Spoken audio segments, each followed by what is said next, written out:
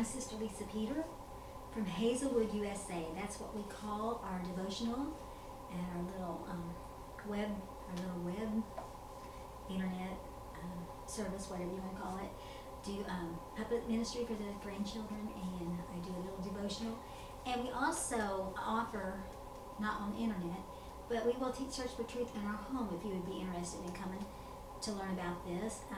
Search for Truth Bible Study, it takes you through the whole Bible in about 13 weeks. So if you want to already see one that's already on YouTube, there is a brother that did it out of Mislu, the Pentecostals of Mislu, POML. It's already got it on, this Search for Truth is already on YouTube. You can check that out. It's not us. That's not us, but it's our United Pentecostal Church International. I have a couple of things here. Let me grab these real fast. I rearranged my studio a little bit, and I like it, but I still got too much stuff. Still got too much stuff in here. But this week we are learning on fact number 28. It takes believing and receiving. And I had that topic. I've had that topic on my little index cards where I wrote out a whole bunch of facts in advance. Some things that God had laid on my heart, and this week happened to be that one. It takes believing and receiving. Well, Dallas Home, you know, I mentioned him before because I bought this book.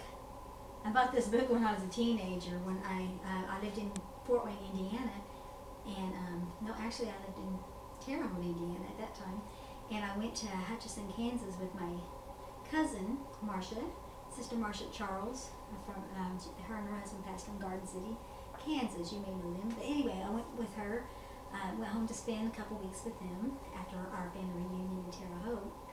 And while I was there, I guess our family did live in Fort Wayne at that time, but we was in Terre Haute for the family reunion.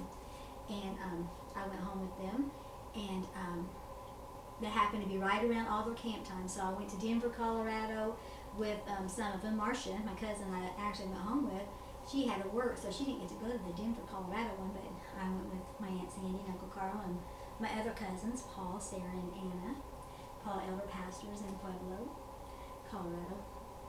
But anyway, that's the exciting point. I met my husband, Mark Peter, while I was at the camp. But I bought this book. They had this for sale, like some, at camp meetings, they have sometimes a little booth set up.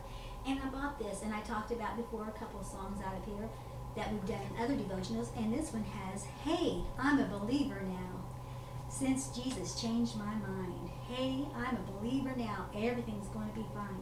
Hey, I'm a believer now, everybody's going to see. Yes, I'm a believer now, since he set me free. Oh, were you recording? Yeah. I'm sorry, I didn't know. It's all right. I thought y'all had gone. It's no problem.